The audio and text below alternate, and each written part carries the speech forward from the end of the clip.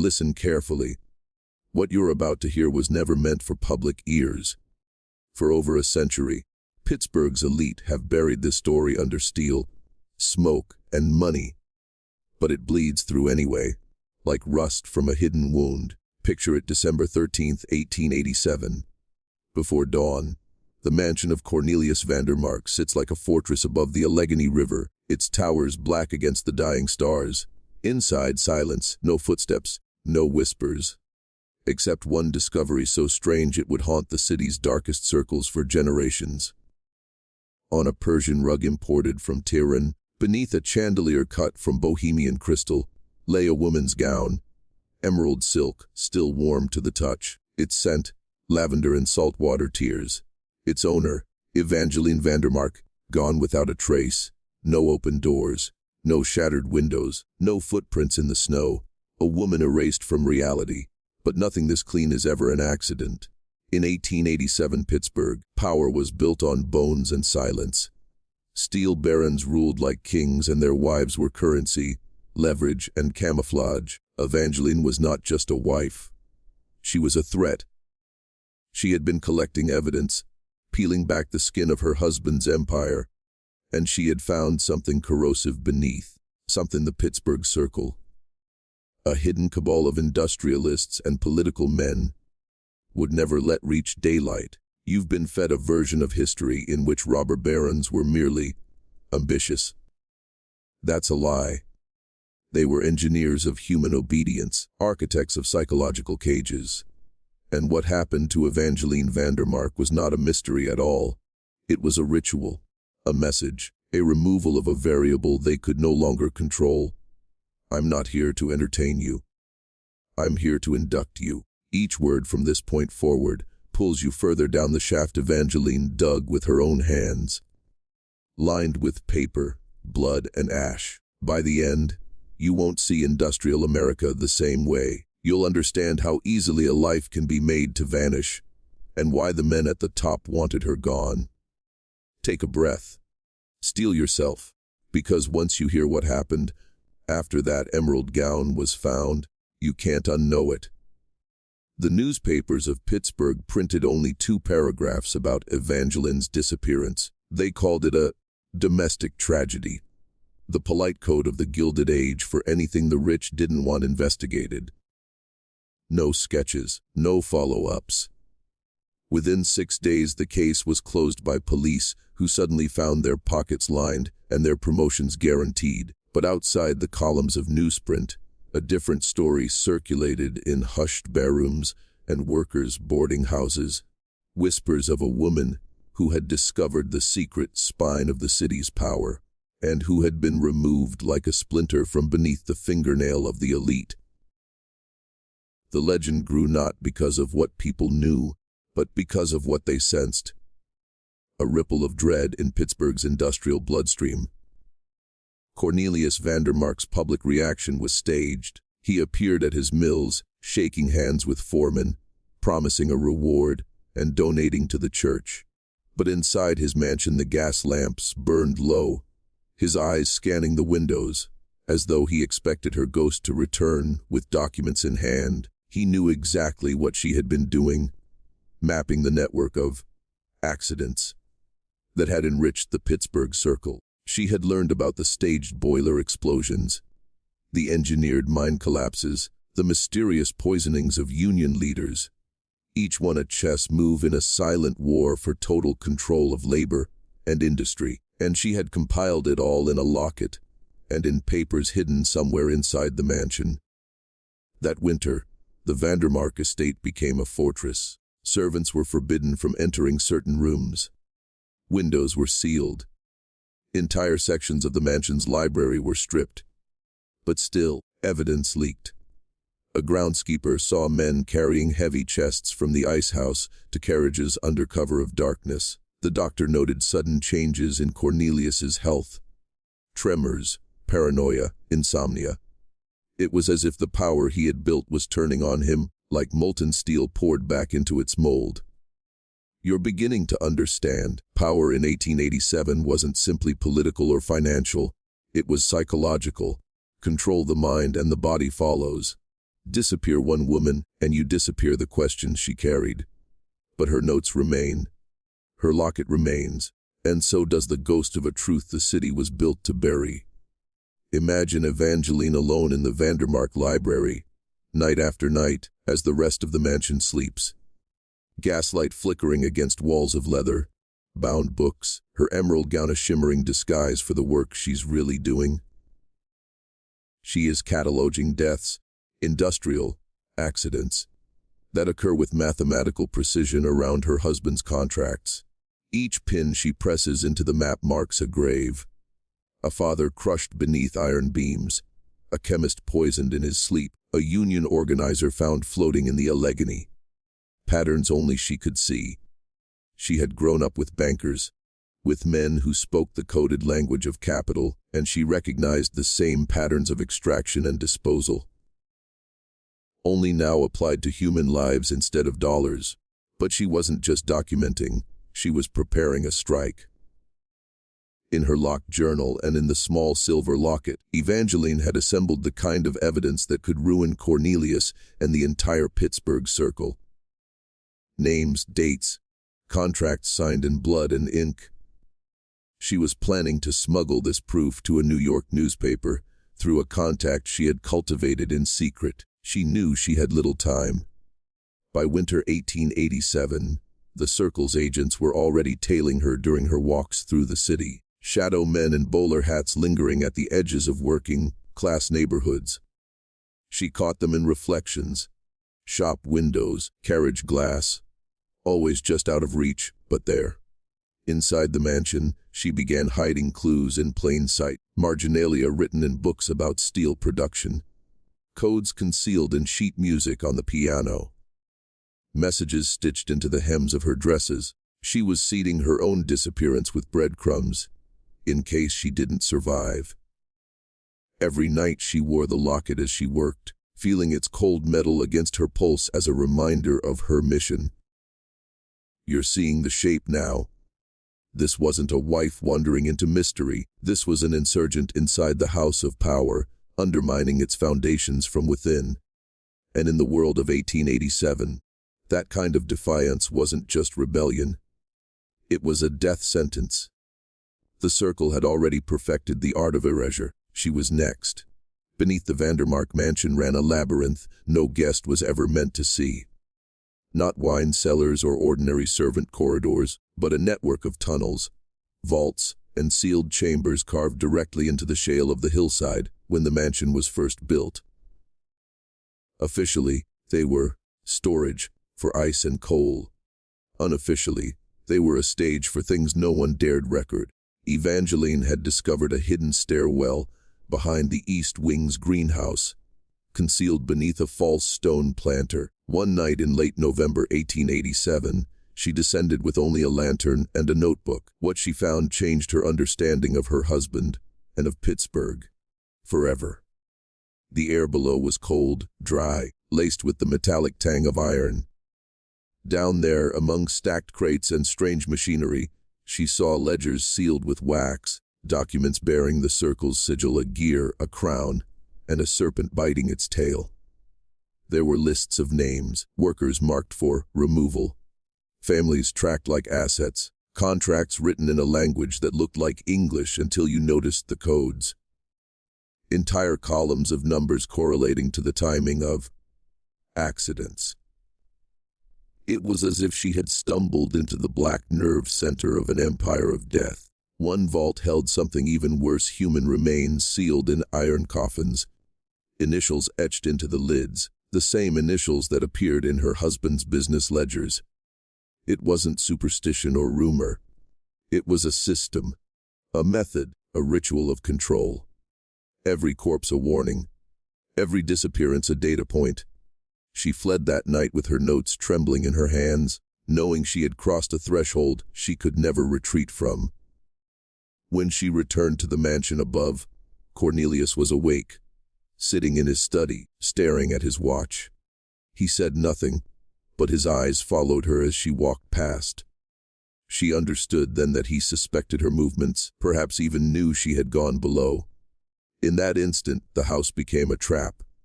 Every door was an observation post, every servant a potential informant. What Evangeline found beneath the mansion wasn't just evidence of crime. It was the architecture of psychological power. To control the city, they had to control the narrative of fear, and nothing spreads fear like a body vanishing into the earth without a sound. By the first week of December 1887, Evangeline's life had become a countdown.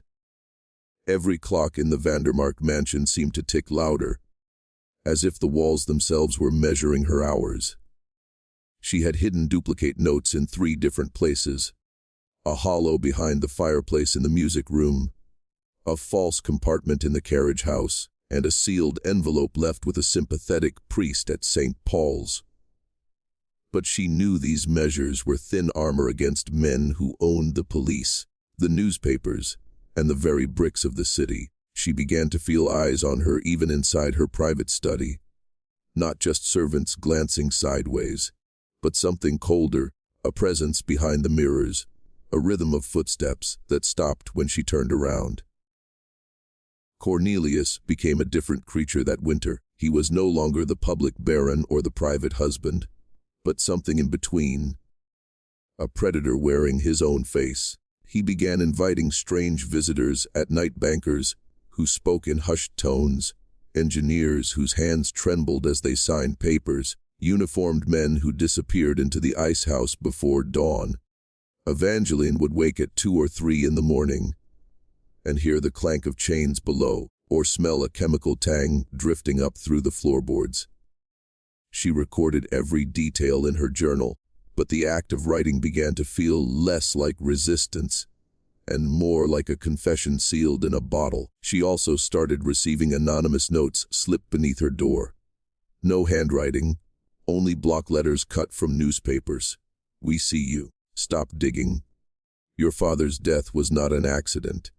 The last one chilled her to the marrow. Her father had died in a boiler explosion in Boston years before. The very event that had made her suspicious of Cornelius's methods in the first place. Someone wanted her to know they understood her motive, her vulnerability, her wound. This was the environment Evangeline moved through in her final days.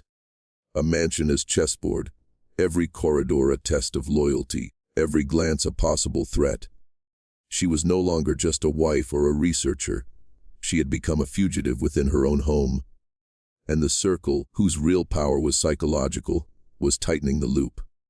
By the night of December 12th, she knew the trap was about to close. December 12th, 1887. The night the trap closed. Snow pressed against the windows like ash from an invisible furnace. Inside the mansion, gaslight shimmered on crystal and mahogany. Every movement felt staged, every glance rehearsed. Evangeline dressed deliberately in her emerald gown, knowing it was not a nightgown but a costume, a signal. She had already sent a sealed packet of notes out of the house earlier that day through a laundress who owed her a favor. Her last act of defiance. Now she walked the halls like an actress in her own execution scene, each footstep echoing on marble like a countdown to impact. Cornelius watched her from the dining room with eyes bright as cut steel. He was cordial, even cheerful. But something in his voice vibrated with a low current, as if he were suppressing the urge to strike. At 9:30 she retreated to her study and locked the door, her hand trembling as she sealed the last entries in her journal. She wore the silver locket under her gown, the chain biting into her skin as though it knew what it carried. Outside the study window, Thomas the groundskeeper glimpsed her silhouette bent over the desk, but he couldn't see the second figure moving in the hallway behind her. The shadow she would never notice. She had chosen that night not because she felt safe, but because she had learned the circle's ritual calendar. December 12th was the night of their winter convening, when documents moved, decisions were made, and loose ends tied off. She believed that if she could slip out during the commotion, she could reach her contact in the city.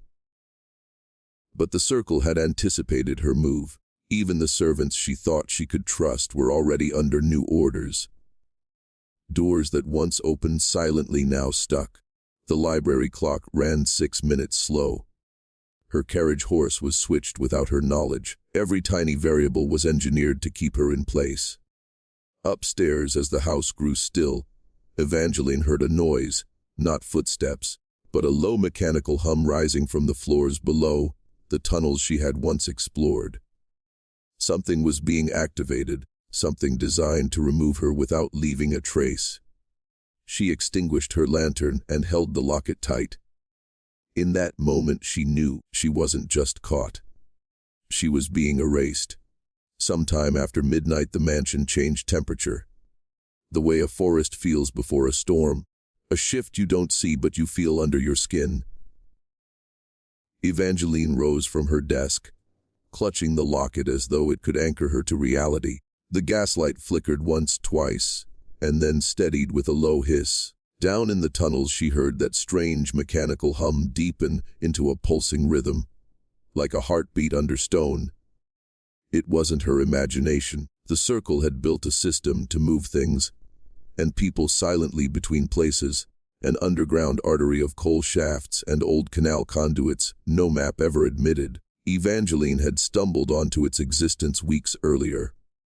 Now it was coming alive beneath her. She crossed to the hidden panel behind the bookshelf, thinking she could slip into the servant stair and escape. But the latch wouldn't lift. Every exit she had memorized was sealed.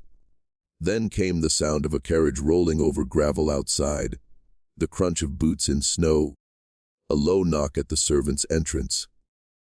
The signal she'd been warned about in the anonymous notes. Someone was entering the mansion without keys. In the hall outside her study, a faint chemical smell crept under the door. Sweet, metallic, suffocating. She realized too late it was chloroform vapor piped through the keyhole, a crude but effective technology she'd read about in European police manuals. Her throat tightened, vision blurred. She tore the locket from her neck and pressed it between the pages of a book on the desk, slamming it shut just before the door swung inward. Figures moved in, not police, not servants, but men in dark coats with no insignia. They didn't speak. They didn't run. They simply crossed the threshold and enclosed her in silence. One held a handkerchief to her face. Another gathered the papers from her desk into a black leather folio. As the world tilted and went dark, she heard a single whisper in her ear, a voice she recognized but could not place. "Your father forgives you." To the household, the night passed without event. No gunshot, no struggle, no scream. Only the empty study and the emerald gown left like a husk. In the morning it would seem as if she had simply stepped out of her own life and evaporated. Morning. The Vandermark mansion looked untouched, but the air itself was wrong. Thin, brittle like glass about to crack.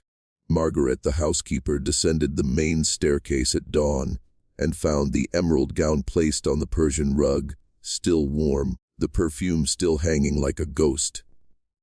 She called for Evangeline again and again, her voice swallowed by the mansion's stone corridors. No answer. By the time Thomas and Henley joined her, the servants' faces had already settled into a mask of fear they would wear for the rest of their lives. They understood, without being told, this was no burglary, no runaway. This was removal. Cornelius emerged minutes later, fully dressed, immaculate, as though he had not slept at all. He didn't ask where his wife was. He asked who had entered his study during the night. His eyes scanned the servants like bayonets, lingering on each one, measuring loyalty, weighing silence. Within an hour, men from the police arrived, men who spoke softly to Cornelius, shook his hand, and then declared there was no evidence of foul play. 6 days later the case was closed. No autopsy, no search warrants, no trial. Evangeline Vandermark became a ghost inside official history, a footnote erased before it could be written. But outside the mansion, in the iron lungs of the steel mills and the cramped tenements of the South Side, the story spread. Workers whispered that the Baron's wife had been taken to the tunnels. that she had found something forbidden beneath the city and paid the price. Some said her locket contained a map to hidden vaults. Others said she had been sealed in the ice house, her body frozen into coal shipments bound for Ohio. Each rumor carried a shard of the truth, but not the whole blade. If you've made it this far, you're no longer just a spectator. You're part of the descent. Right now, pause and comment, Emerald Witness, twice below. Do it to anchor yourself, to signal you're awake, to mark this moment where you step across the threshold from listener to initiate, because from this point forward, we leave the surface stories behind and enter the anatomy of power itself. The architecture of disappearance, the psychology of control. The circle did not simply kill people, it engineered obedience. Evangeline had uncovered the edge of their design, but what lay beneath was far older and more deliberate than she realized. In Pittsburgh 1887, steel and coal were only the visible instruments. The true machinery was psychological. A lattice of newspapers, charities, police departments, and company towns designed to produce a single condition: silence. Workers feared losing their wages. Politicians feared losing their funding. Even priests feared losing their congregations. When one woman vanished, the city murmured but did not revolt. That was the circle's power, to make atrocity feel inevitable, even invisible. Inside their records, the ones Evangeline briefly saw, the circle referred to this as strategic removal. It wasn't murder in their vocabulary, it was operational alignment. They created fear in careful doses, like a physician administering laudanum, enough to numb but not enough to kill the host society. Each disappearance was followed by donations to churches, scholarships to orphanages, and benevolent press campaigns about the good works of industry. This was the camouflage cruelty wrapped in philanthropy, the iron fist gloved in velvet. Cornelius was only one of a dozen barons running this model. Others controlled railroads, mines, shipping lanes. Together they formed a shadow architecture of power that rivaled governments. They met in private rooms of luxury hotels and Masonic halls, exchanging ledgers and coded telegrams.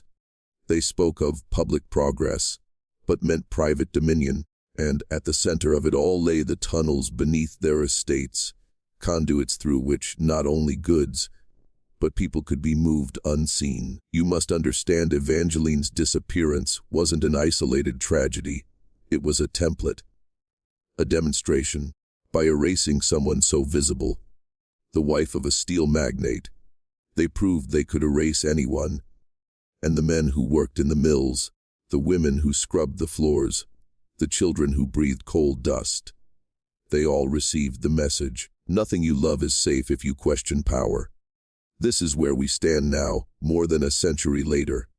Different tools, same pattern. The circle's descendants learned to shape narratives instead of steel, to vanish reputations instead of bodies. But the principle endures. Weeks after the disappearance, when the official story had hardened like poured concrete, fragments of Evangeline began to surface. Not her body, but her mind, encoded and hidden in the mansion itself. Margaret, cleaning the music room one morning, found a sheet of piano music she didn't recognize. At first glance it was Chopin, but when she looked closer, the notes formed a cipher, letters hidden in the spacing, an address spelled out in the melody's rise and fall. In the library, Thomas discovered marginalia in steel industry books, faint pencil marks forming numbers that corresponded to train schedules. Each clue was a nerve, a surviving filament of her consciousness pushing out through the walls. Inside the false fireplace cavity, Henley later found a sealed envelope addressed to no one. It contained a single page covered in tightly written lines. They build systems, not empires. They harvest obedience, not steel. On the bottom, in a hand steadier than fear should allow, she had written, "Look in the locket." But the locket itself was missing, absorbed into the circle's confiscated documents. Or so they thought. Evangeline had slipped it into a hollowed book the night she was taken. a book no one ever checked, because it was too dull. Pittsburgh Coal Tar and Buy. Products, 1879 edition. Decades later, a graduate student would find it in a university archive, the locket still inside, tarnished but intact. What she left behind wasn't only evidence. It was a design for awakening.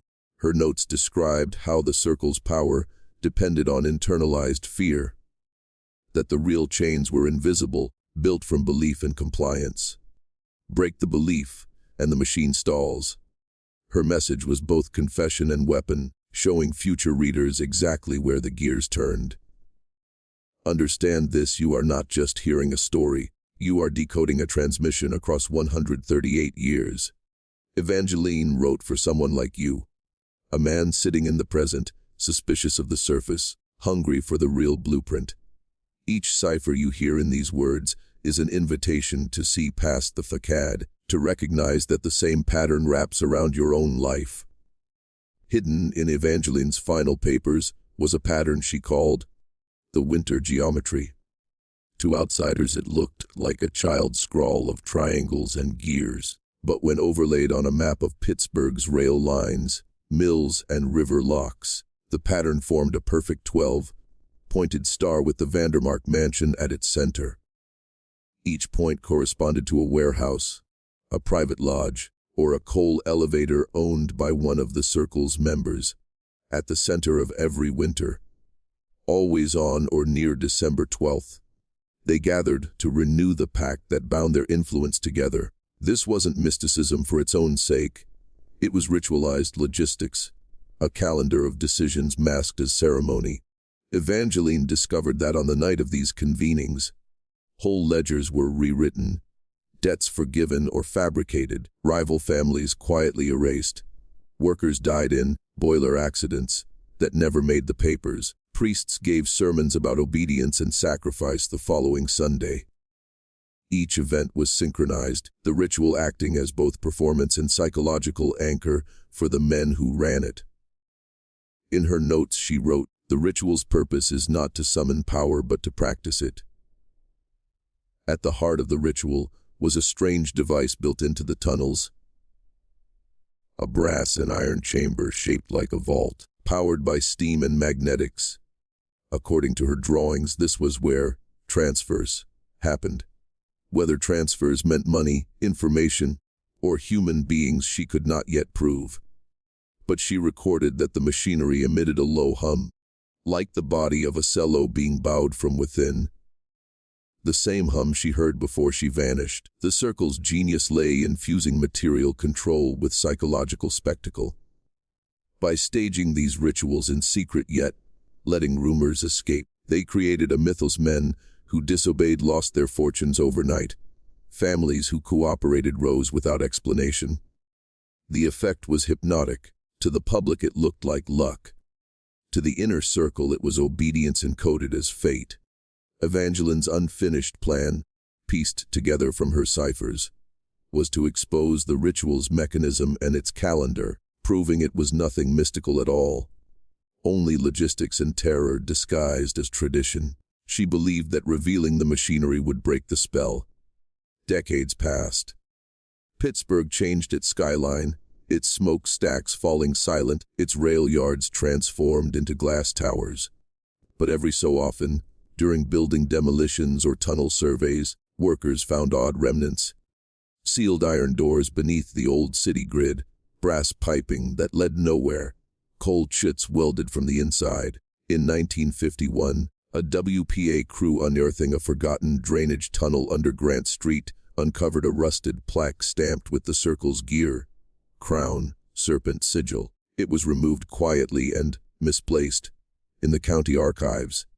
Yet copies of the photographs survived, slipped into private collections, and eventually reaching the hands of amateur historians who knew the whispers about Evangeline Vandermark. By the 1970s, the first serious attempt to reconstruct her disappearance emerged. A Carnegie Mellon researcher named Judith Barrow gathered the piano sheet cipher, the train schedule codes, and a set of photographs of the mansion's basement taken in 1912 after Cornelius's death.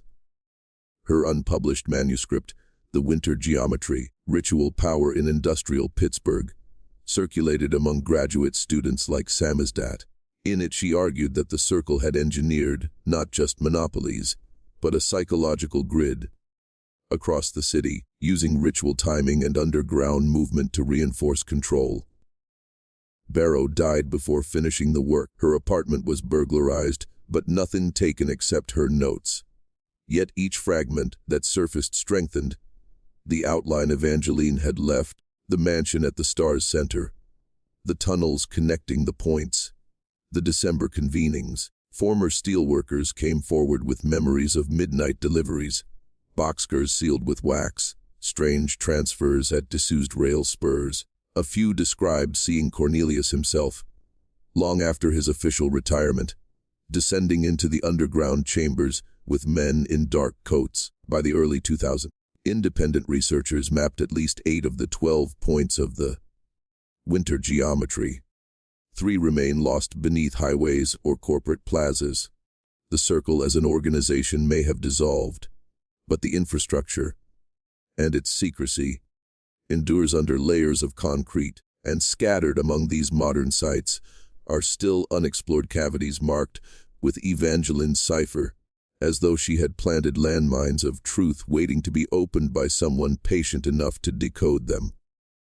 Her voice, muted for more than a century, now flickers at the edges of public consciousness, a slow resurgence. The question remains, was her plan to expose the circle merely interrupted, or is it still unfolding through the clues she left for us to find? It was the spring of 2017 when a small team of urban explorers and historians, part archivist, part spelunker, decided to test the old map Judith Barrow had sketched decades earlier. They called themselves the Vandermark Working Group, using LIDAR scans, forgotten blueprints from the County Water Authority, and Evangeline's ciphers uploaded to a public forum. They pinpointed an access hatch hidden under a disused loading dock along the Monongahela. Beneath it lay a sealed brick tunnel heading straight toward the coordinates of one of the missing points in the winter geometry. The first descent was captured on head-mounted cameras. The footage shows rusted rails, brickwork sweating with groundwater, and faded paint stencils of the circle's sigil barely visible in flashlight beams. The air dropped 10 degrees in minutes. Then they found the door's 2 slabs of iron, with a strange rotary mechanism, locked from the inside. With a cutting torch they managed to pry it open, just enough to slip through. Beyond was a chamber no larger than a basement, lined with pipes and gears. In the center stood a cylindrical brass device bolted to the floor, its surface etched with the same triangles Evangeline had drawn in her notes. Inside a wall recess sealed by concrete, they discovered a lead box wrapped in oilcloth. The box contained 3 objects: a silver chain broken at the clasp, a cracked pocket mirror, and a single handwritten sheet. The writing, though water-damaged, was unmistakably Evangeline's. If you are reading this, the pattern endures. Break the belief, and the machine starves. The footage ends with one of the team members whispering, "We're not alone down here," as the camera jerks toward a sound, a metallic clang echoing from deeper in the tunnel. Later analysis dated the box to the late 19th century. The silver chain matched photographs of Evangeline's missing locket. The handwriting matched her confirmed letters. For the first time in over a century, a physical artifact linked directly to her last night had surfaced. It was proof that she had left a message for the future, and that at least some part of her plan had succeeded. The discovery electrified the hidden history community, but it also drew attention from unexpected quarters. Emails vanished, footage was flagged for copyright violation, and the group reported being followed by unmarked cars. 2 weeks after the Vandermark Working Group uploaded their footage, something strange began to happen. Their channel, which had been a niche corner of the hidden history world, exploded overnight. 500,000 views, then 1 million. But along with the surge came a wave of automated takedowns, copyright strikes, and inexplicable account bans. Cloud storage filled with their scans of Evangeline's letter disappeared. Their own laptops began overheating at odd times, cameras failing mid-recording. One member swore he heard the brass cylinder humming on its own when they returned to examine it again, as though it had been activated by exposure to air and light. That same month, the group's lead researcher received a plain white envelope through his apartment mail slot. No stamp, no return address. Inside was a single playing card, the Queen of Spades, scorched around the edges, and on its back written in black ink, "Stop tracing the geometry. It feeds on your attention."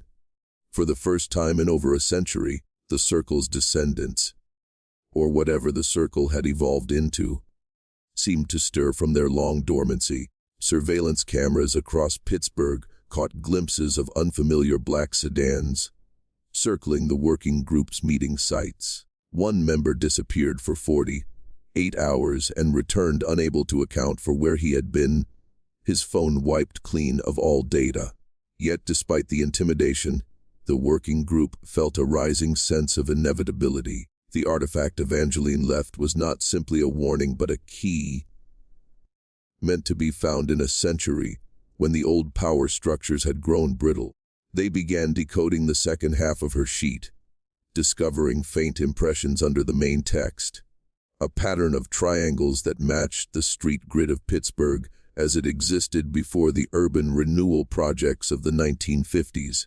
This hidden geometry pointed toward one last location, a sealed ice vault beneath the demolished Vandermark mansion, now buried under a public park.